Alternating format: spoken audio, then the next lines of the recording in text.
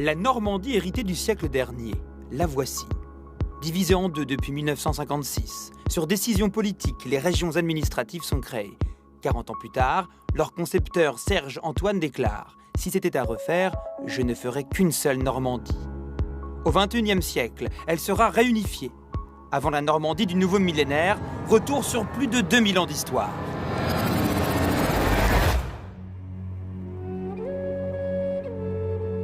Au 1er siècle avant Jésus-Christ, la Normandie n'existe pas, encore moins les Normands. Plusieurs irréductibles tribus gauloises peuplent le territoire. Une fois la Gaule conquise par Jules César, deux villes prédominent, Rotomagus, aujourd'hui Rouen, et Noviomagus, Lisieux. Les principales voies romaines partent de ces deux cités. Après les Romains à l'Antiquité, les Vikings au Moyen-Âge.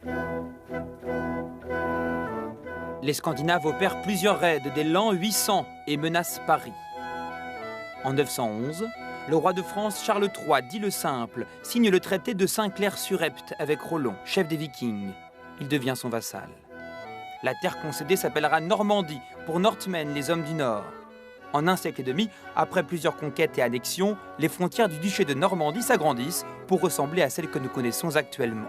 Rouen en est la capitale. Vers l'an 1050, Guillaume le Conquérant fait de Caen, simple bourgade, une ville majeure. Objectif, asseoir son pouvoir sur l'ouest du duché face aux barons rebelles du Bessin et du Cotentin. Rouen reste bien sûr la capitale officielle, mais depuis les origines, ce que nous appelons aujourd'hui la Basse-Normandie a échappé en quelque sorte au contrôle des comtes de Rouen. En s'installant à Caen, un centre de pouvoir fort, il va pouvoir enfin contrôler toute la Basse-Normandie. Aujourd'hui encore, les Bas-Normands n'acceptent pas toujours la tutelle des Hauts-Normands quand elle s'exerce. En 1204, la Normandie est rattachée au domaine royal. À partir de cette époque, Rouen se tourne de plus en plus vers Paris. Elle est le canal par lequel s'approvisionne Paris. Donc, entre par Rouen le sel, qui vient de Guérande, qui vient du Portugal, et qui approvisionne toute la région parisienne, le vin, la laine, le coton aussi. Sur le plan économique et administratif, Rouen s'impose. Caen ne s'efface pas pour autant. En pleine guerre de 100 ans entre Français et Anglais, l'université y est implantée en 1432.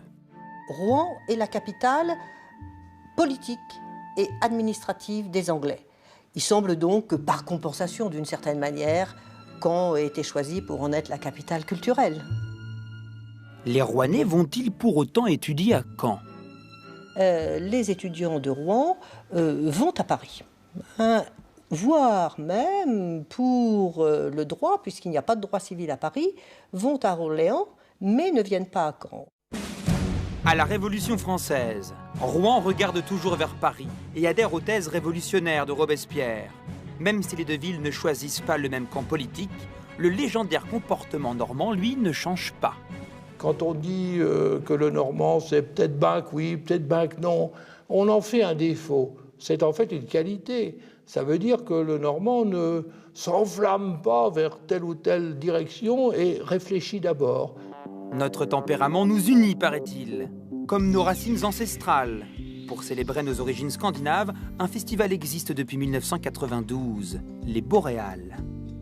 C'est l'imagerie viking que les fondateurs du festival avaient à l'esprit, mais nous, on souhaitait que cet héritage soit vraiment contemporain, soit vraiment moderne et soit un héritage palpable tous les jours, parce qu'il y a une espèce de présence scandinave un peu immatérielle dans cette ville, à Caen. En 2016, année de la réunification, les Boréales devraient gagner tout le ciel de Normandie, de Rouen à Cherbourg.